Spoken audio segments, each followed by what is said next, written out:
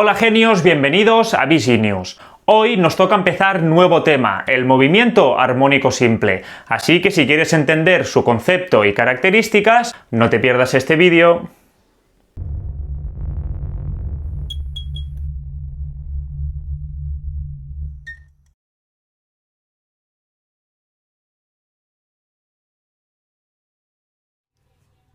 A ver, genios, un armónico simple lo podríamos definir como un movimiento rectilíneo periódico entre dos extremos, lo que significa que las posiciones se van a ir repitiendo cada cierto intervalo de tiempo.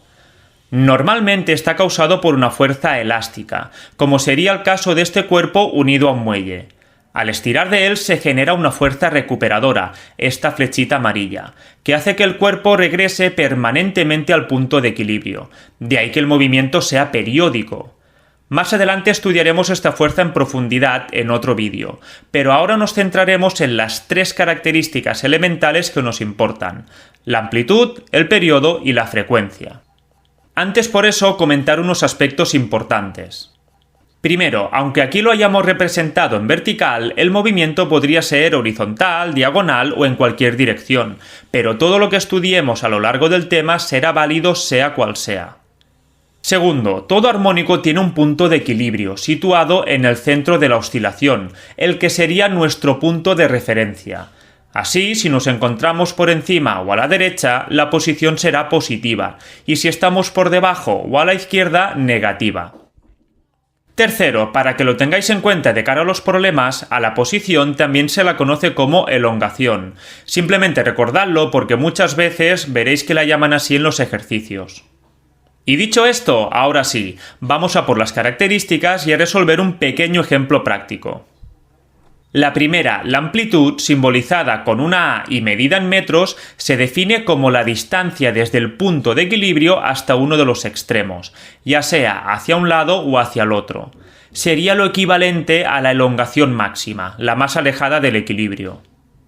Luego tendríamos el periodo, simbolizado con una T y medido en segundos, el cual nos define el tiempo que tarda el cuerpo en realizar una oscilación completa. Es decir, el tiempo en ir, por ejemplo, desde el punto de equilibrio hasta un extremo, luego al otro y volver. Por último, la frecuencia, que simbolizamos con una F y se mide en hercios, lo que nos define es el número de oscilaciones que realiza el cuerpo por unidad de tiempo. Tened en cuenta que un hercio equivale a una oscilación por segundo, por lo que si la frecuencia fuese, por ejemplo, de 3 hercios, implicaría que el cuerpo realizaría 3 oscilaciones completas cada segundo. Una vez visto esto, un aspecto muy importante que debemos saber es que periodo y frecuencia son inversamente proporcionales, lo que significa que si una aumenta, la otra disminuye proporcionalmente. Esto tiene su lógica, puesto que si por ejemplo aumentamos el periodo, tardaremos más en realizar una oscilación, y en consecuencia haremos menos oscilaciones por segundo, reduciríamos la frecuencia. Matemáticamente se expresa de esta forma, que una de ellas es 1 entre la otra. Apuntad y recordad bien estas expresiones, porque las usaremos mucho durante todo el tema.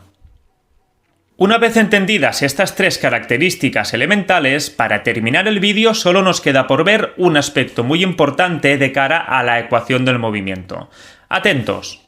La frecuencia que acabamos de ver también se puede expresar en unidades angulares, es decir, radianes por segundo en lugar de hercios. En este caso se la conoce como frecuencia angular y se simboliza con la letra omega. Tened en cuenta que ambas son equivalentes, serían formas diferentes de medir lo mismo, las oscilaciones por segundo. Para poder pasar de una a otra, simplemente debemos saber que una oscilación completa equivale angularmente a 2 pi radianes, como si fuese una vuelta completa de una circunferencia. Veamos por qué. Imaginad que disponemos de una partícula que describe un movimiento circular uniforme. Fijaos que si realizamos una proyección de ésta sobre su propio diámetro, obtendremos otra partícula diferente que se va a mover de forma simultánea, pero describiendo un armónico simple. Esto implica que cuando la primera complete una circunferencia, 2pi radianes, la segunda va a realizar una oscilación completa. De ahí la equivalencia que comentábamos, una oscilación, 2pi radianes. Teniendo esto en cuenta, fijaos que podremos calcular la frecuencia angular, los radianes por segundo, simplemente dividiendo 2π radianes, lo que sería una oscilación completa en angular, entre lo que tardamos en realizarla, el periodo. Ahora, como periodo y frecuencia hemos visto que son inversas, también la podríamos calcular como 2π por la frecuencia. Apuntad y recordad ambas expresiones porque son igualmente válidas y las usaremos mucho durante todo el tema. Ahora, como habíamos dicho, para ir acabando vamos a hacer un pequeño ejemplo práctico. Imaginad que un cuerpo realiza 10 oscilaciones en 5 segundos.